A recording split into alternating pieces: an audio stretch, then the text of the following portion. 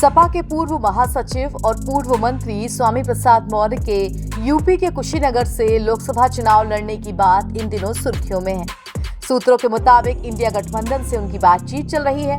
वहीं दूसरी तरफ लखनऊ की एक विशेष एमपी एमएलए कोर्ट ने वजीरगंज पुलिस स्टेशन को स्वामी प्रसाद मौर्य के खिलाफ केस दर्ज करने का आदेश दिया है। उन पर हिंदू देवी देवताओं के खिलाफ बयान देकर भावनाएं आहत करने और समाज में विद्वेष फैलाने के आरोप हैं।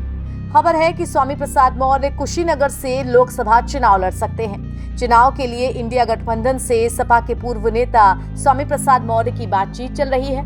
स्वामी प्रसाद मौर्य 2009 में कुशीनगर से कांग्रेस प्रत्याशी आरपीएन सिंह से हारे थे। स्वामी प्रसाद मौर्य 2009 में कुशीनगर से कांग्रेस प्रत्याशी आरपीएन सिंह से हारे थे। 2009 में वो बसपा के प्रत्याशी थे।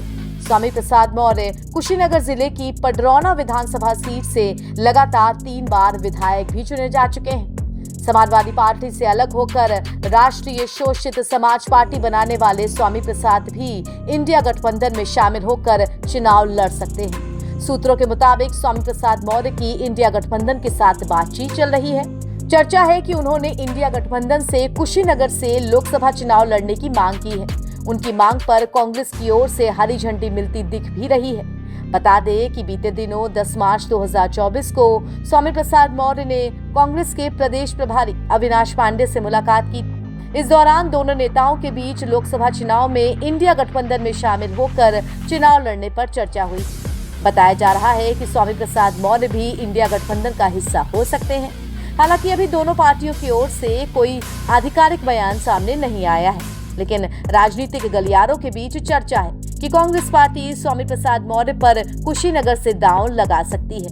चर्चा ये भी है कि जल्द से जल्द स्वामी प्रसाद मौर्य कांग्रेस का दामन थाम सकते हैं। बीते दिनों जब स्वामी प्रसाद मौर्य और अविनाश पांडे के बीच मुलाकात हुई थी, तो इसकी जानकारी स्वामी प्रसाद ने सोशल मीडिया प्लेटफॉर्म एक्स पर एक फोटो शेयर करते हुए दी थी। स्वामी प्रसाद ने अपनी पोस्ट पर लिखा था कि दोनों के बीच औपचारिक भेंटवार्ता में इंडिया गठबंधन के विस्तार पर सकारात्मक चर्चा हुई।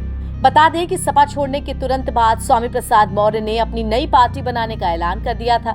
सपा भी इंडिया गठबंधन का हिस्सा है। सपा ने कांग्रेस को लोकसभा चुनाव में 17 सीटें देने की घोषणा की है। हालांकि स्वामी प्रसाद मौर्य के इंडिया गठबंधन में आने की स्थिति में सीटों के बंटवारे को लेकर पेच फंस भी सकता है। सपा द्वारा स्वामी प्रसाद मौर्य को एक भी सीट न दिए जाने की स्थिति में कांग्रेस अपने हिस्से की एक सीट उन्हें दे सकती है। इन संभावनाओं से इस वक्त इनकार भी नहीं किया जा सकता है। देश में इस बार लोकसभा चुनाव 7 चरणों में हो रहे हैं।